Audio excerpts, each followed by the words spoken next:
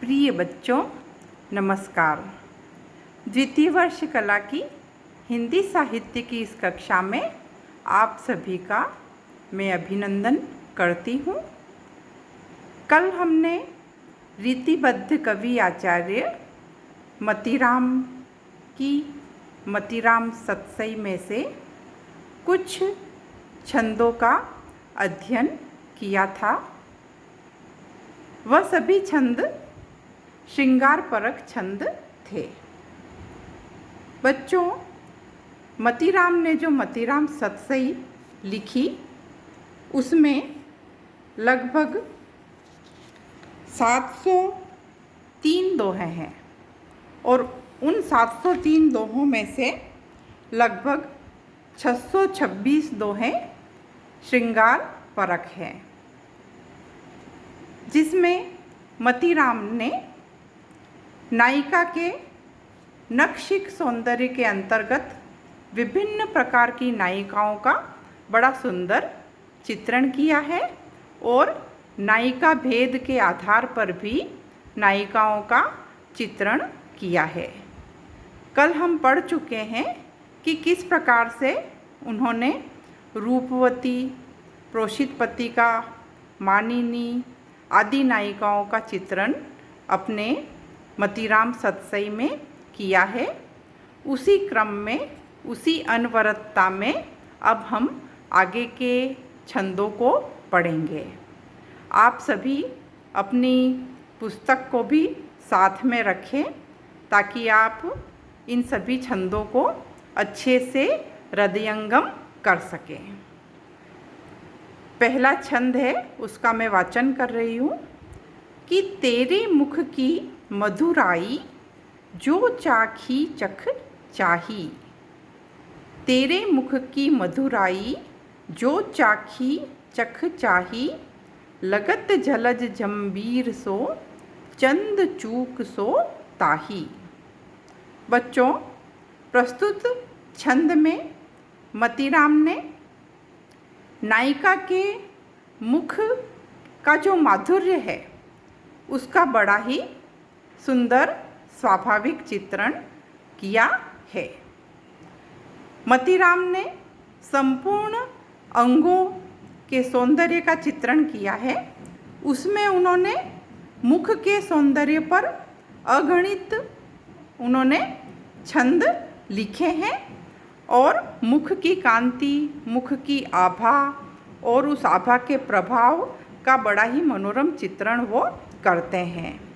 यहाँ पे उस रूपवती सुंदर नायिका के मुख की सुंदरता का वर्णन करते हुए वो कहते हैं कि हे सुंदर रूपवती नायिका, तेरे मुख की जो मधुरता है, तेरे मुख का जो माधुर्य है, वह उसका जो सौंदर्य है वह कैसा है? अप्रतिम है।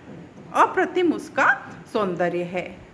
तो जो भी उसका रसास्वादन आँखों से कर लेता है, चख का तात्पर्य होता है चक्षु, आँखें, तो आँखों के माध्यम से ही रूप दर्शन होता है, आँखों के माध्यम से ही सुंदरता का बोध होता है। तो जो कोई भी आँखों के माध्यम से उस सुंदरता का दर्शन कर लेता है, अर्थात रसास्वादन कर लेता है, उसे फिर दूसरी अन्य सभी सुंदर जो वस्तुएं हैं वह तुच्छ प्रतीत होती है। उन्हीं के बारे में बताते हुए दूसरी पंक्ति में मतीराम कह रहे हैं कि लगत जलज जंबीर सो। अब जलज का तात्पर्य क्या होता है? कमल। कि कमल अपने आप में क्या है? सौंदर्य का प्रतीक है ना। अपनी कोमलता के कारण, सुंदरता के कारण वह जाना जाता है। लेकिन वह सुंदर कोमल जो कमल है वह भी जंबीर सो, जंबीर के समान लगता है। जंबीर अर्थात एक खट्टा फल होता है, नींबू की तरह से प्रतीत होता है। अर्थात उसे उस कमल की तरफ भी वो आकर्षित नहीं होता है, उसकी सुंदरता की तरफ भी आकर्षित नहीं होता है ना, क्योंकि उसकी आंखें जो है वह नायिका के मुख के सौंदर्य का रसास्वादन कर चुकी है, इसलिए उसकी तरफ भी वो आकर्षित नहीं होता है। और दूसरा उपमान है चंद। चंद अर्थात चंद्रमा। चंद चूक सो ताही, है ना। और चंद्रमा जो है ना, वह चंद्रमा भी अपने आप को तुच्छ सा समझता है ना। तेरे रूप के सामने, तेरे सौंदर्य के सामने चंद्रमा भी अपने आप को क्या समझता है, तुच्छ सा समझता है। क्योंकि चंद्रमा में तो क्या है, कलंक है, लेकिन नायिका का जो सौंदर्य है वो क्या है, निष्कलंक है। तो इस कारण से ये दोनों जो हैं, जो सौंदर्य के उपमान हैं, जलज और चंद, है ना, चंद्रमा, ये दोनों ही उसके सामने तुच्छ से प्रतीत होते हैं। अर्थात नायिका के मुख का जो सौंदर्य है, उसका प्रभाव जो है वह बहुत अच्छी तरह से नायक के ऊपर पड़ा है ना। उसके रसास्वादन के सामने वह अन्य सभी सुंदर चीज़ों को तुच्छ समझता है। इसमें अब हम देख लेते हैं अलंकारों को कि चाखी चख चाही। चाखी चख चाही में वृत्यनुप्रास अलंकार है और चंद चूक सो ताही, यहाँ पे सौंदर्य का जो उपमान है चंद्रमा, है ना, उसे भी तुच्छ बताया है यहाँ पर, इसलिए यहाँ पर प्रतीप अलंकार है।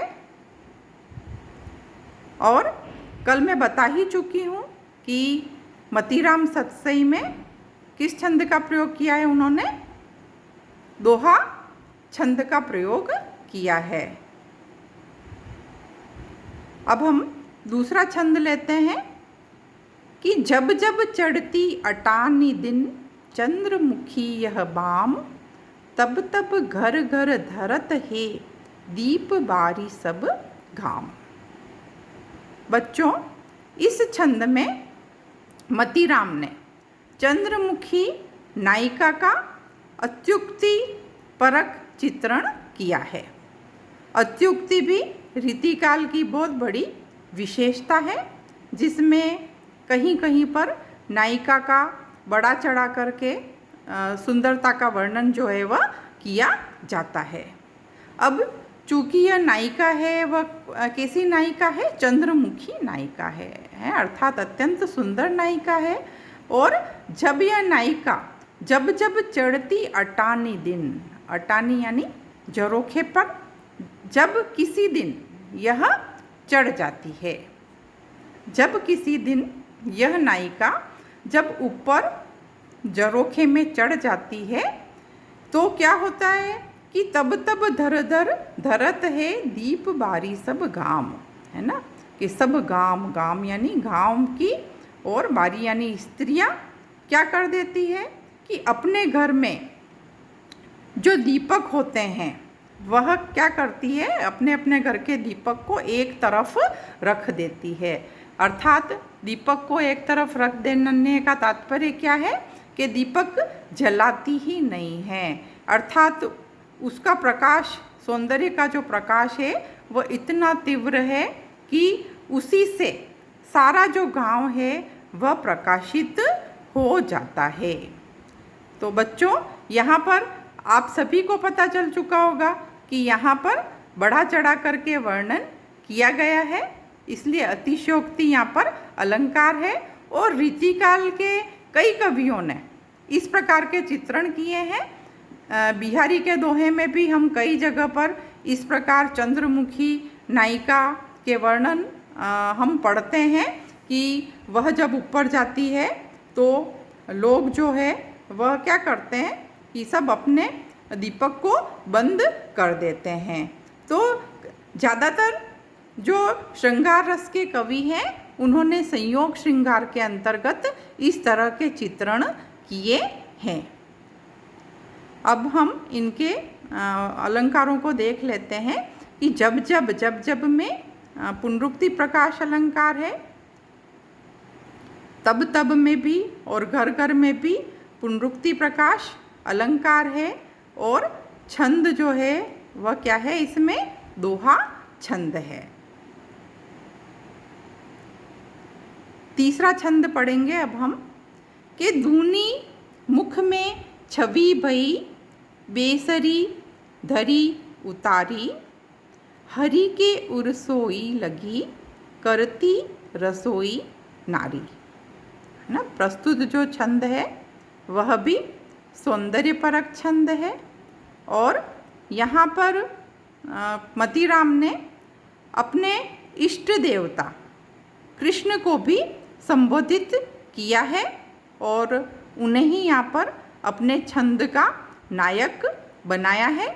ज़्यादातर जो रीतिकालीन कवि थे उन्होंने अपने काव्य में कृष्ण के भक्तिपरक छंद भी लिखे हैं और श्रृंगार रस के वर्णन में भी उनका उपयोग उन्होंने किया है। तो इस चीज़ को हमें इन छंदों में अवश्य रेखांकित कर लेना चाहिए। कि अब नायिका के विषय में हम पढ़ते हैं कि यह नायिका है वह कैसी है। यह भी अत्यंत सुंदरी है, लेकिन यह मानिनी नायिका है ना। मानिनी नायिका किसे कहते हैं कि जो बहुत ज़्यादा मान करती है और जो जल्दी जल्दी रूठ जाती है। तो उस मानिनी नायिका के सौंदर्य का चित्रण करते हुए मतीराम कह रहे हैं कि दूनी मुख में छवि भई बेसरी धरी उतारी। कि यह जो नायिका है उसने क्या किया कि एक अर्थ दो अर्थ करेंगे हम इसके, करती रसोई नारी। है ना। रसोई का एक अर्थ तो हम करेंगे कि रूठ जाना और दूसरा अर्थ हम क्या करेंगे, ईर्ष्या। तो नायिका के अर्थ में हम क्या करेंगे कि नायिका क्या कर रही है कि रूठ गई है और रूठ करके उसने क्या किया है कि अपनी बेसरी धरी उतारी है। अब बेसरी का अर्थ होता है नाक में पहनने का आभूषण, जो कि नथ कहते हैं जिसे, कि उसे उसने उतार दिया है ना। अपने मान को दिखाने के लिए उसने अपने आभूषण को उतार लिया है ना। लेकिन आभूषण किसके लिए पहनते हैं, शोभा के लिए पहनते हैं, सुंदरता बढ़ाने के लिए पहनते हैं। लेकिन यह नायिका तो बहुत ही अधिक सुंदर है ना। इसने अपनी नाक की नथ को खोल दिया है, लेकिन फिर भी इसका सौंदर्य जो है वह और भी ज़्यादा बढ़ गया है, और भी ज़्यादा दूना बढ़ गया है। क्यों बढ़ गया है, क्योंकि एक तो यह बहुत ही ज़्यादा सुंदर है और दूसरा किस लिए बढ़ गया है इसका सौंदर्य कि हरि के उर सोई लगी है ना, कि वह अपना मान छोड़ करके कृष्ण के हृदय से जा लगी है ना।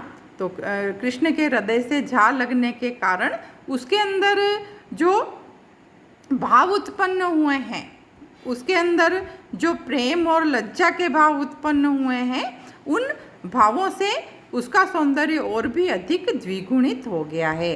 एक तो उसका स्वयं का अपना सौंदर्य, वह अत्यंत रूपवती है, और दूसरा भाव का सौंदर्य जो प्रेम के कारण उसके मन में उत्पन्न हुआ है, उसके कारण उसका सौंदर्य और भी ज़्यादा बढ़ गया है।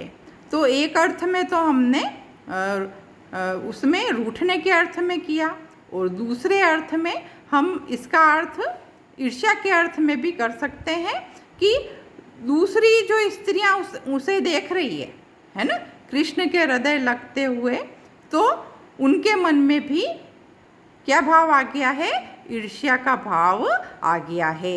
एक भाव ईर्ष्या का भाव होता है जिसे सोतिया डाह भी कहते हैं, है ना, वह भावना भी दूसरी स्त्रियों के मन में आ गई है। तो हम दोनों तरह से इसका अर्थ कर सकते हैं। तो अब हम इसके अलंकारों को देख लेते हैं कि दूनी मुख में छवि भई बेसरी धरी उतारी, है ना। इसमें एक प्रकार से एक बिंब खिंच जाता है, एक चित्र खिंच जाता है, दृश्य जो है वो एकदम से साकार हो जाता है। और इन छंदों की यह विशेषता भी है कि एक प्रकार सा बिंब आँखों के सामने उपस्थित हो जाता है। इन तीनों ही छंदों की जो भाषा है वह साहित्यिक ब्रिज भाषा है, जो कि मतीराम सतसई की मुख्य विशेषता है। और इसमें इन्होंने संयोग श्रृंगार वर्णन किया है। धन्यवाद।